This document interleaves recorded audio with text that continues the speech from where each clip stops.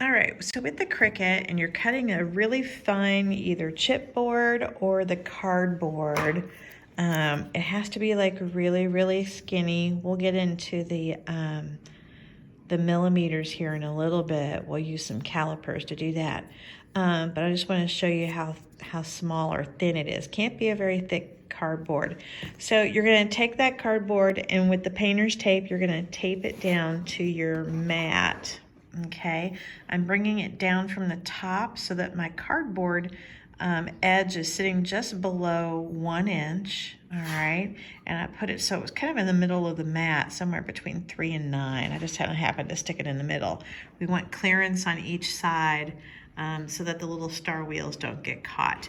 Okay, these are your little star wheels, and you want to make sure when you're using the knife blade that they are pushed all the way to the sides. They're typically kind of out here because they grab the mat, so I'm going to push those off to the side so that it'll grab the mat and allow the cardboard to go over. Okay, on your desktop, your images are over here. Here's your shapes, and they're a little too close to one side, right? Because I currently have this stuff set right below the 1 inch mark. So I'm going to bring this down and into the cardboard a little bit.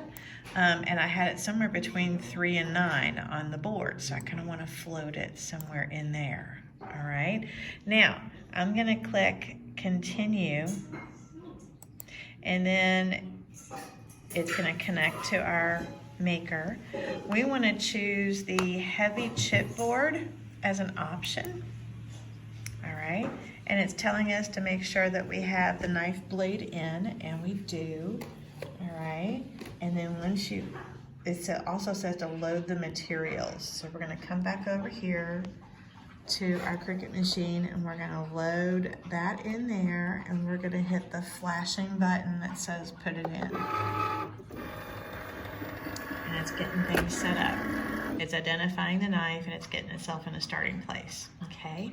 Now we have the Cricut light is going, so that means we need to go. So we're going to hit go there. And you can watch on the computer screen how many passes that it makes. We probably don't want to go past 4 passes on the really skinny cardboard because it'll cut through really quick, and we don't want it to cut through on the mat.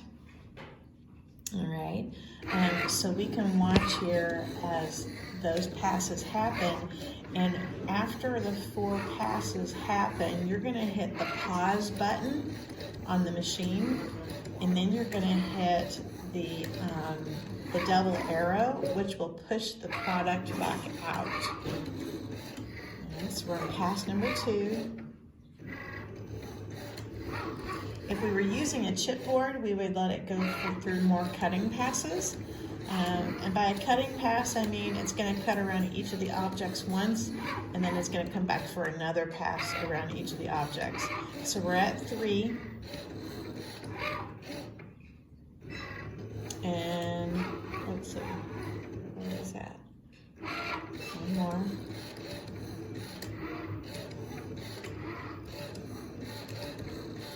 Okay, and now there should be at the beginning of 4. And I'm going to watch now over here to make sure it's going through all the, it does a triangle first, it's doing the circle, and now it's ready to do our welded shape that's merged together. And I'm going to hit the pause button at the end of it. All right, so there's my pause button, and now I'm going to hit the double arrow for it to push it out. Okay, and then we'll be able to peel off the actual tape and pop out our objects. That's tricky to do with one hand.